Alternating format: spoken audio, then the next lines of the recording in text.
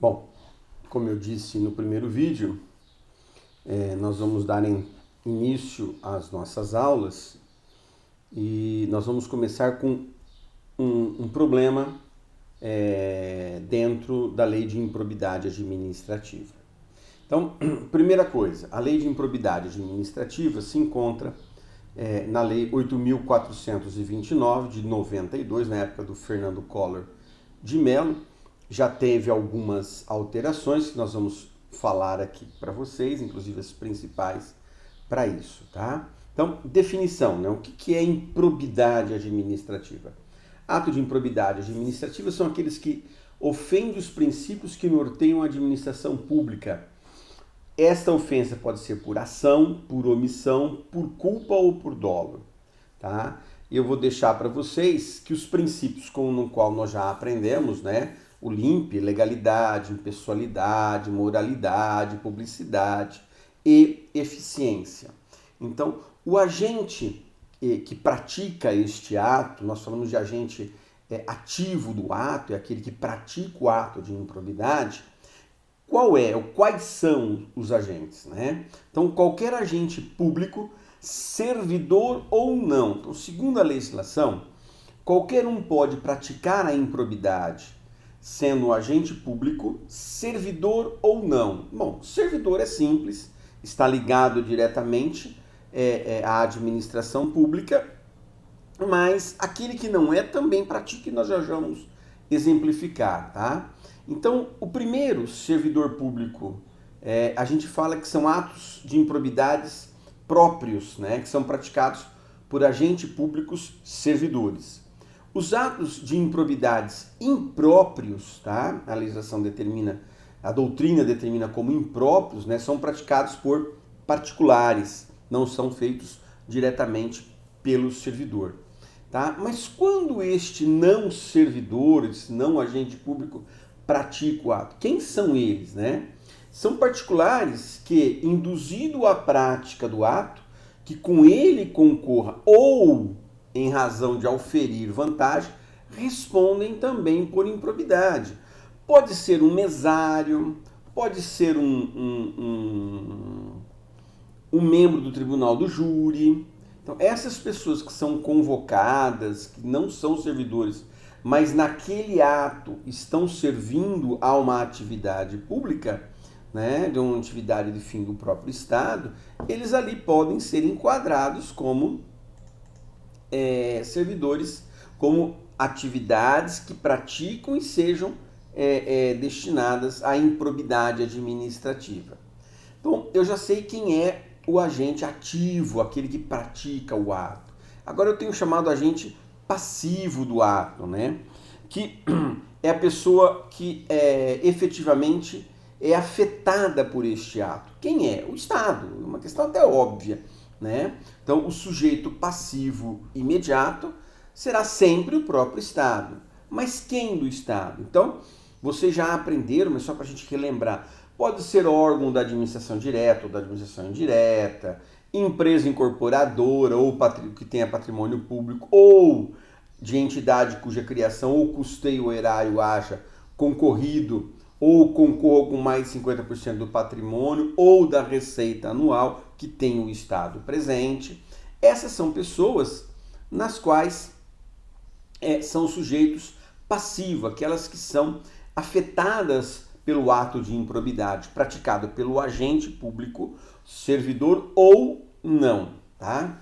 Espécie de atos de improbidade, tá? Eu enumerei para vocês 4 espécies, que é o que acontecem para a gente, e nós vamos especificar. Primeiro, atos de improbidade administrativa que importam em enriquecimento ilícito, ou seja, é um acréscimo indevido no patrimônio do sujeito, público, servidor ou não.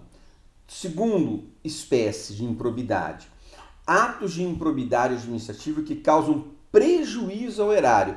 Eu não tenho um enriquecimento ilícito, mas eu dou prejuízo ao erário, tá? Por exemplo, eu estou fazendo a venda de um patrimônio da administração pública, né? Estou diminuindo a capacidade monetária do ente público sem uma finalidade específica. Você já aprendeu sobre os atos administrativos e pode causar um prejuízo ao erário. Este prejuízo ao erário, mesmo que eu não tenha recebido nenhum tipo de vantagem ilicitamente, também é um ato de improbidade administrativa. Terceiro, atos de improbidade que atentam contra os princípios da administração, legalidade, impessoalidade, moralidade, publicidade, eficiência, e entre os tantos outros nos quais eu já apresentei para vocês, tá? Neste caso, não causam lesão ao erário, mas acréscimos ao patrimônio do agente. Então, ele tem uma vantagem específica de uma determinada informação que ele pode passar. Ele, em vez de fazer um processo licitatório, ele faz dispensas licitatórias sem a devida comprovação. Então, isso são atos de improbidade que atentam contra os princípios da administração pública. E em 2016, foi criado uma quarta espécie, tá? Uma quarta espécie de improbidade administrativa, pelo um decretozinho 157 de 2016, se a minha memória não me falha, que constitui ato de improbidade administrativa qualquer ação ou omissão para conceder, aplicar ou manter benefícios financeiros ou tributários que importem concessão, isenção, incentivos ou benefícios tributários ou financeiros, inclusive de redução de base de cálculo ou de crédito presumido, tá?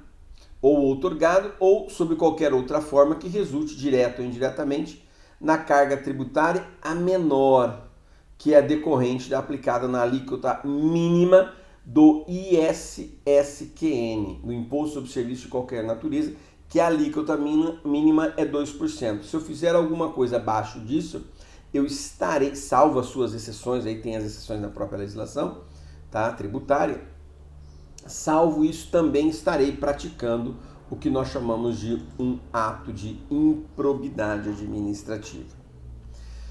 Bom, já viu o que é o ato, quem são o sujeito ativo, quem é o sujeito passivo. Agora eu vou falar de prescrição, tá? Todos vocês sabem, tá, isso plenamente, de que tudo na vida tem um prazo prescricional, ou seja, tem um prazo de duração, tá? No caso da improbidade administrativa, eu tenho uma decisão do STF que altera a questão da prescritibilidade, tornando um ato imprescritível. Mas aí nós vamos analisar, primeiro, 5 anos, prescrição, 5 anos após o término do exercício de mandato, de cargo em comissão ou de função de confiança. 5 anos, terminei, tenho 5 anos.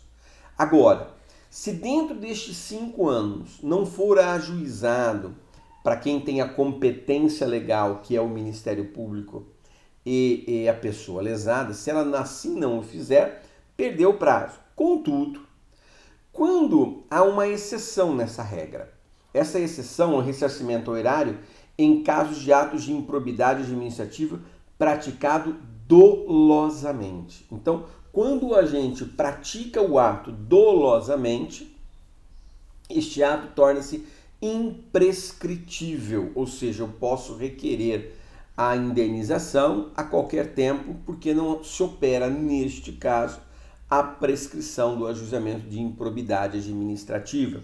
Lei de improbidade administrativa, nós a conhecemos como LIA, tá? É L de lei e I de improbidade A administrativo, tá?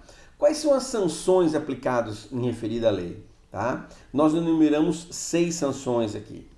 Perda dos bens ou valores acrescidos ilicitamente, então se eu adquirir um bem, uma casa, um carro, vou perder ilicitamente.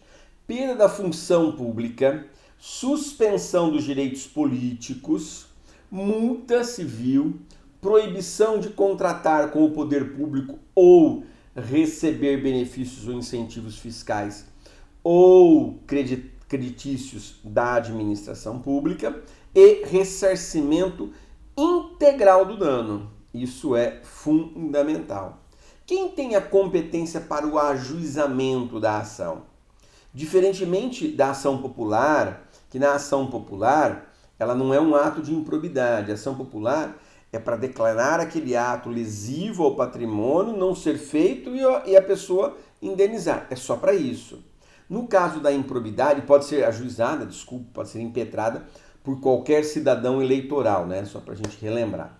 No caso da improbidade administrativa, a competência ao ajuizamento são de duas pessoas só: Ministério Público e a pessoa jurídica lesada. Então, a municipalidade de Votuporanga, a municipalidade de Cardoso e assim sucessivamente. Cada um pode fazer a devida ação de improbidade administrativa. A Constituição só fala desses dois, é taxativo, não é exemplificativo, é taxativo. Cabimento de cautelar. Eu posso, numa única situação, o Ministério Público, vamos falar especificamente do Ministério Público, ou no caso aí da pessoa jurídica de direito público lesada, eles podem requerer, através de uma medida cautelar, tá? Em uma única situação, quando o ato de improbidade causar lesão ao patrimônio público ou ensejar enriquecimento ilícito, então olha bem, só nesses dois casos, lesão ao patrimônio público ou ensejar enriquecimento ilícito, caberá à autoridade administrativa responsável pelo inquérito, se houver um inquérito anterior, tá? Representar ao Ministério Público para a indisponibilidade dos bens do indiciado. Nestes dois casos, lesão ao patrimônio público ou que vai ensejar enriquecimento ilícito. Quando ele praticar um ato, por exemplo, de lesar ou de não concorrer às feituras dos princípios constitucionais, já não cabem mais, tá bom? Só para vocês saberem disso, tá bom? Então, eu não vou ler porque é extenso, mas eu estou, como eu disse na filmagem anterior, eu vou trazer para vocês o problema. Está aqui já o problema para vocês vão visualizá-lo, tá? E depois, no último slide aqui apresentado, vocês vão ver que após a leitura deste caso concreto, nós vamos fazer isso em sala de aula no dia já agendado, tá? Vocês vão fazer a petição inicial. Então eu pus alguns itens ali, na qual nós vamos direcionar vocês e eu vou explicando para vocês um por um. O problema é um ato de improbidade administrativa. Vocês acabaram de ter essa aula comigo, já viram em anos anteriores, em períodos anteriores, em semestres anteriores, e agora nós estamos apenas dando uma pincelada para que a gente possa responder a ação e vocês verificarem o quão fácil é o direito administrativo na prática, tá bom? Muito obrigado a todos.